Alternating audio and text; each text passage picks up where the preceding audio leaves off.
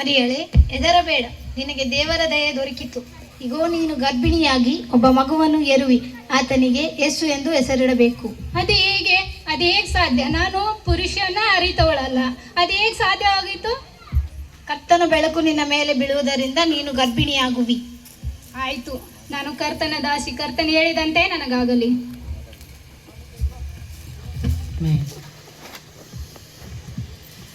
ಇದೇಗಾಯ್ತು? ಮರಿಯಳು ಗರ್ಭಿಣಿಯಾಗಿದ್ದಾಳೆ. ಇಲ್ಲ, ನಾನು ಆಕಿನನ್ನು ಬಿಟ್ಟು ಬಿಡುವುದೇ ಒಳ್ಳೆಯದು. ಯಾಕಂದ್ರೆ ಇನ್ನ ಮದುವೆ ಆಗಕ್ಕಿನ್ನ ಮುಂಚೆನೆ ಮರಿಯಳು ಗರ್ಭಿಣಿಯಾಗಿದ್ದಾಳೆ. ನಾನು ಆಕಿನ ಬಿಟ್ಟು ಬಿಡ್ತೀನಿ.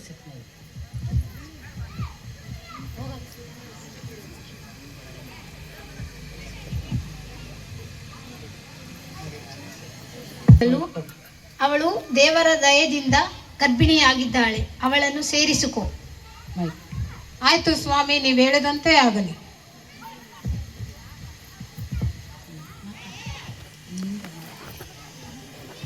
ಶಂಕರ್ ಶಂಕರ್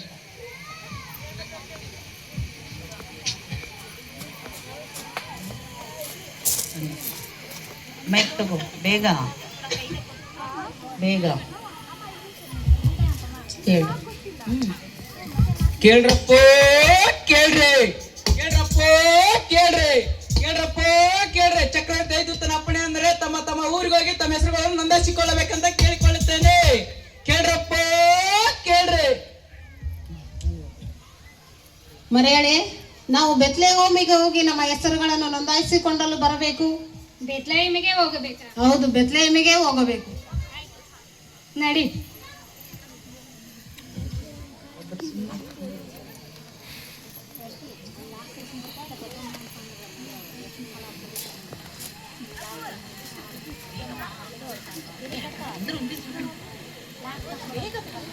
ಹೋಗ್ತಾ ಇದೀವಿ, ನಮ್ಮ ಹೆಸರುಗಳನ್ನು ನೋಂದಾಯಿಸೋದಕ್ಕೆ ಹೋಗುತ್ತಾ ಇದೀವಿ. ನಾವು ನಮ್ಮ ಹೆಸರು ನೋಂದಾಯಿಸಿರಿ, ನಾವು ಬೆತ್ಲೆಹೇಮಿಂದ ಬಂದಿದ್ದೇವೆ. ಆಯ್ತು ಕೊಡ್ತೀರಿ. ಸರಿ ಮರಿಯ, ನಾವು ಊರಿಗೆ ಹೋಗೋಣವಾ? ಆಯ್ತು, ಹೋಗೋಣ ನಡಿ. ಇಲ್ಲಿ ಯಾವುದು ಊರೇ ಕಾಣಿಸ್ತಿಲ್ಲ, ಎಲ್ಲಿ ಹೋಗ್ಬೇಕಂತ ಗೊತ್ತಾಗ್ತಿಲ್ಲ. ಎಲ್ಲಿಗಂತೆ ಹೋಗೋಣ? ನಮ್ಮ ಊರಿಗೆ ಹೋಗೋಣ.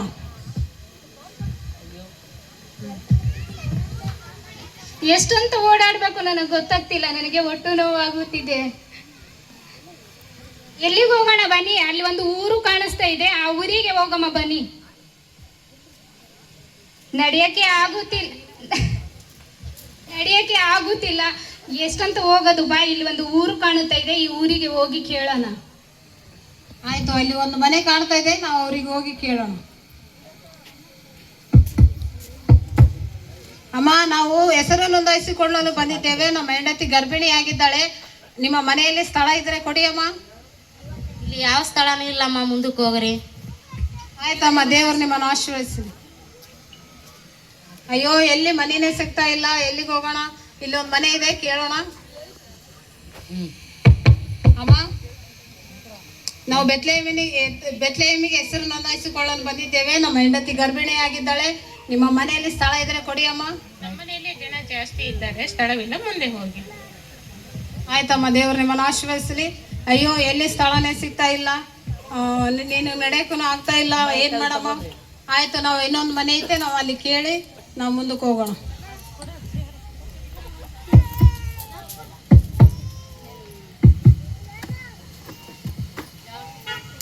ನೋಂದಾಯಿಸಿಕೊಳ್ಳಲು ಬಂದಿದ್ದೇವೆ. ನಮ್ಮ ಹೆಂಡತಿ ಗರ್ಭಿಣಿಯಾಗಿದ್ದಾಳೆ. ನಿಮ್ಮ ಮನೆಯಲ್ಲಿ ಸ್ಥಳ ಇದ್ರೆ ಕೊಡಿ ಅಮ್ಮ. ಹೌದಾ? ನಮಗೆ ಚಿಕ್ಕದಾಗಿದೆ ಮನೆ, ನಮಗೆ ಸರಿ ಹೋಗಲ್ಲ. ನೀವು ಮುಂದಕ್ಕೆ ಹೋಗಿ ಎಲ್ಲರೂ ನೋಡ್ಕೊಳ್ರಿ. ಆಯ್ತಮ್ಮ, ದೇವ್ರು ನಿಮ್ಮನ್ನು ಆಶೀರ್ವದಿಸಲಿ. ಎಲ್ಲಿ ಸ್ಥಳನೇ ಸಿಗ್ತಾ ಇಲ್ಲ, ನಾವು ಮುಂದೆ ನೋಡೋಣ. ಅಮ್ಮ, ಇಲ್ಲಿ ನಿಂತ್ಕೊಳ್ರಿ. ಹಾ, ಹೇಳಿ ಅಮ್ಮ. ನಮ್ಮ ಮನೆ ಚಿಕ್ಕದಾಗಿದೆ, ಸ್ಥಳ ಇಲ್ಲ. ನಮ್ಮ ಗೋದಲ್ಲಿ ಇದೆ, ನಿಮ್ಗೆ ಅಭ್ಯಂತರ ಇಲ್ಲ ಅಂದ್ರೆ ನೀವು ಗೋದಲಿಯಲ್ಲಿ ಹೇಳ್ಕೊಳ್ಬಹುದು. ಆಯ್ತಮ್ಮ, ನಾವು ಗೋದಲಿಯಲ್ಲಿ ಹೇಳ್ತೀವಿ. ಆಯ್ತಮ್ಮ, ನಮ್ಮ ಗೋದಲಲ್ಲಿ ಇದೆ, ಹೋಗಿ. ಆಯ್ತು, ಸರಿ ಅಮ್ಮ.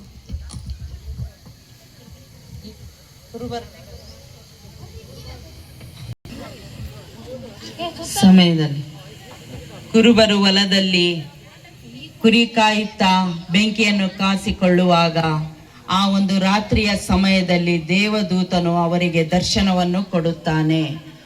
ಆ ಒಂದು ದೃಶ್ಯ. ನಾವಿವಾಗ ಸ್ವಲ್ಪ ಚಳಿ ಇದೆ, ಇದು ಬೆಂಕಿ ಹಚ್ಚಿ ಕಾಸಿಕೊಳ್ಳೋಣ. ಹೋಗ್ತಮ್ಮ, ಹೋಗಿ ಕಟ್ಟಿಗೆಯನ್ನ ತೆಗೆದುಕೊಂಡು ಬಾ.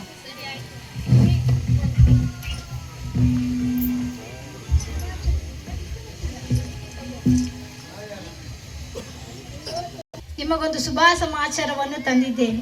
ನಿಮಗೋಸ್ಕರ ದಾವೀದನೂರಿನಲ್ಲಿ ಒಬ್ಬ ರಕ್ಷಕನು ಹುಟ್ಟಿದ್ದಾನೆ. ಆತನು ಲೋಕದ ರಕ್ಷಕನಾಗಿದ್ದಾನೆ. ಆತನನ್ನು ನೀವು ಕಾಣಲು ಗೋದಲೆಯಲ್ಲಿ ಮಲಗಿರುವ ಒಂದು ಮಗುವನ್ನು ಕಾಣುವಿರಿ. ಓಕೆ ಪ್ರಭು. ಜೋಯಿಷ್, ಹೆರೋದ ರಾಜನು ಬರುವಾಗ ಆತನನ್ನು ಕಾಣುವುದಕ್ಕಾಗಿ ಜೋಯಿಷರು ಬರುತ್ತಾರೆ. ಏಕೆಂದರೆ ಬೇತ್ಲಹೇಮನಲ್ಲಿ ಒಬ್ಬ ರಾಜನು ಹುಟ್ಟಿದ್ದಾನೆ. ಆತನನ್ನು ನಾವು ನೋಡಿ ಆತನಿಗೆ ವಂದನೆ ಸಲ್ಲಿಸುತ್ತಾ ಕಾಣಿಕೆಯನ್ನು ಅರ್ಪಿಸುತ್ತಾ ಆತನನ್ನು ನಾವು ವಂದಿಸೋಣ ಅಂತೇಳಿ ಜೋಯಿಷರು ಮೂಡಣ ದೇಶದಲ್ಲಿ ನಕ್ಷತ್ರವನ್ನು ನೋಡುತ್ತಾ ಬರುವ ಒಂದು ದೃಶ್ಯ. ಸೇನಾಧಿಪತಿ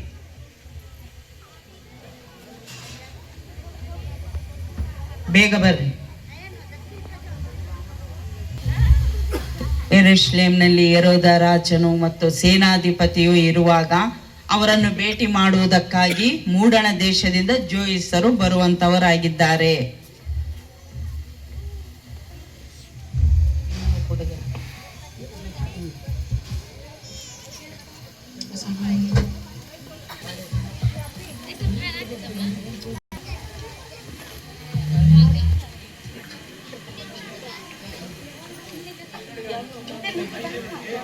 ಬನ್ನಿ, ಈಗ ಅಲ್ಲಿ ಹೋಗ್ತೀನಿ ಬನ್ನಿ ಬನ್ನಿ ಬನ್ನಿ ಬನ್ನಿ.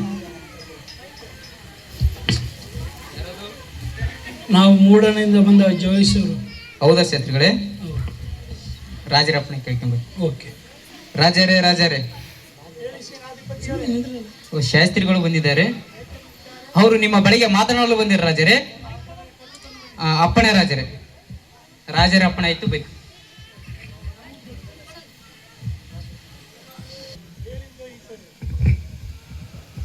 ಕಾರಣವೇನು? ಯಹೂದ್ಯರ ಅರಸನು ಹುಟ್ಟಬೇಕಾಗಿದ್ದಲ್ಲಿ ಆತನು ಸೂಚಿಸುವ ನಕ್ಷತ್ರ ನಾವು ಮೂಡಣ ದೇಶದಿಂದ ಕಂಡು ಆತನಿಗೆ ಅಡ್ಡ ಬೀಳೋದಕ್ಕಾಗಿ ನಾವು ಬಂದಿದ್ದೇವೆ ರಾಜರೇ. ನಮ್ಗೆಯನ್ನು ಬಿಟ್ಟು ಮೇಲೆ ಒಬ್ಬ ರಾಜನು ಹುಟ್ಟಿದ್ದಾನ. ಹೌದು ರಾಜರೇ. ನೋಡಿ, ಸರಿಯಾಗಿ ನೋಡಿಕೆ ಹೇಳಿರಿ. ಹೌದು ರಾಜರೇ. ನೋಡಿರಿ, ಅವರ ಬಿಟ್ಟು ಯಾವ ರಾಜನು ಇರಬಾರದು. ಇಲ್ಲ ರಾಜರೇ, ನಾವು ನಕ್ಷತ್ರ ಮೂಡಣ ದೇಶದಿಂದ ಆ ನಕ್ಷತ್ರ ನಾವು ಹಿಂಬಾಲಿಸಿಕೊಂಡು ಬಂದಿದ್ದೇವೆ. ಹೌದಾ? ಸರಿ, ಆದರೆ ತಡೆಯಿರಿ. ಸೇನಾಧಿಪತಿ, ಹೇಳಿ ರಾಜರೇ. ಹೋಗಿ ನಿಮ್ಮ ವಿದ್ವಾಂಸರನ್ನು ಕರೆದುಕೊಂಡು ಬನ್ನಿ. ಅಪ್ಪಣೆ ರಾಜರೇ.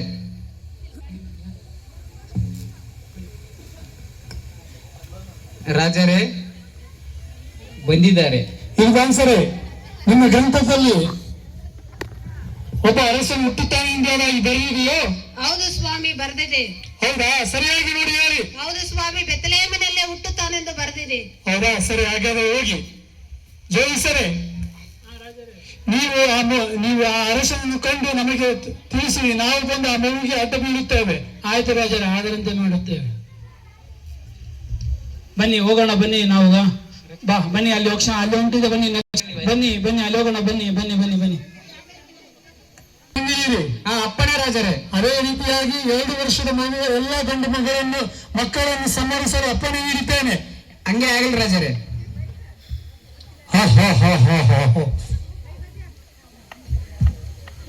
ನಾನಿರುವಾಗ ಇನ್ನೊಬ್ಬ ರಾಜನು ಹುಟ್ಟುವುದು ಅದು ಸಾಧ್ಯವೇ ಇಲ್ಲ. ನನ್ನನ್ನು ಬಿಟ್ಟು ಯಾವ ರಾಜನು ಹುಟ್ಟಬಾರದು.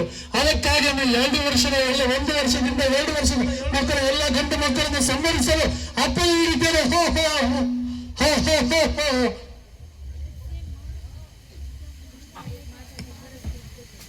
ಆಗ ಕುರುಬರು ಅವರನ್ನು ಯೇಸುವನ್ನು ನೋಡುವುದಕ್ಕಾಗಿ ಬರುತ್ತಾರೆ, ಹುಡುಕಿಕೊಂಡು ರಕ್ಷಕನು ಎಲ್ಲಿ ಅಂತೇಳಿ. ಕುರುಬರು ಬರುವಾಗ ಆ ರಕ್ಷಕನನ್ನು ಕಂಡುಕೊಂಡು ಅವರಿಗೆ ನಮನ. ಹುಟ್ಟಿದ್ದಾನಂತೆ, ನೋಡಿಕೊಂಡು ಹೋಗೋಣ ಬನ್ನಿ. ಎಲ್ಲಿದ್ದಾನೆ ನಮ್ಮ ರಕ್ಷಕನೇ? ಎಲ್ಲಿದ್ದಾನೆ?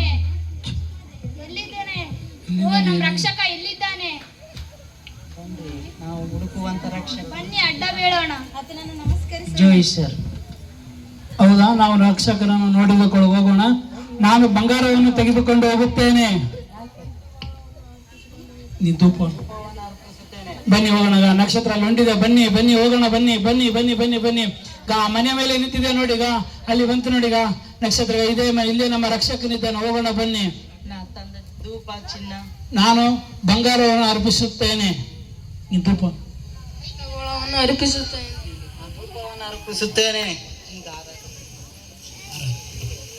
ಈಗ ಆರಾಧನೆ ಮಾಡೋಣ ಬನ್ನಿ. ಭೂಲೋಕದಲ್ಲಿ ಮನುಜರಿಗೆ ಸಮಾಧಾನ ನೀಡುವನು, ಮೇಲಾಣ ಲೋಕದಿ ದೇವರಿಗೆ ಮಹಿಮೆ. ಭೂಲೋಕದಲ್ಲಿ ಮನುಜರಿಗೆ ಸಮಾಧಾನ ನೀಡುವನು. ಆಮೇಲೆ ರಾಜನ ಕಡೆಗೆ ಹೋಗಬೇಡಿರಿ. ದೂತನ ಹೇಳಿದಂತೆ ನಾವು ನಮ್ಮೂರು ರಾಜನ ಹತ್ರ ಹೋಗದೆ ನಾವು ಇನ್ನೊಂದು ದಾರಿ ಇಟ್ಕೊಂಡು ನಮ್ಮೂರಿಗೆ ಹೋಗೋಣ. ಬನ್ನಿ ಜೋಯಿಸರೇ. ಚಪ್ಪಳನ್ನು ತಟ್ಟೋಣ ಪ್ರಿಯರೇ. ನಮಗೋಸ್ಕರ ಒಬ್ಬ ರಕ್ಷಕನು ಹುಟ್ಟಿದ್ದಾನೆ, ಆತನೇ ಯೇಸು ಕ್ರಿಸ್ತನು ಎಂದು ನಾವು ಈ ಸ್ಕಿಟ್ಟಿನ ಮುಖಾಂತರ ನೋಡಿದ್ದೇವೆ ಪ್ರಿಯರೇ. ಆತನು ಕಲ್ವಾರಿ ಶಿಲ್ಬೆ ಮೇಲೆ ಅಷ್ಟೇ ಅಲ್ಲ, ಭೂಮಿಗೆ ನಮಗೋಸ್ಕರನೇ ಪರಲೋಕ ಸ್ಥಾನವನ್ನು ಬಿಟ್ಟು ಈ ಭೂಮಿಗೆ ಒಬ್ಬ ಕೇವಲ ಮನುಷ್ಯನಾಗಿ ಹುಟ್ಟಿ ಬಂದು ನಮ್ಮೆಲ್ಲರನ್ನು ಆತನು ರಕ್ಷಿಸಿದ್ದಾನೆ. ಈ ಸತ್ಯವನ್ನು ತಿಳಿದುಕೊಂಡು ನೀವು ನಂಬಿದರೆ ದೇವರ ಮಹಿಮೆಯನ್ನು ಕಾಣುವಿರಿ. ಈ ಸಮಯದಲ್ಲಿ ಎರಡನೇದಾಗಿ ನಾಮಾನನು ಎನ್ನುವಂತ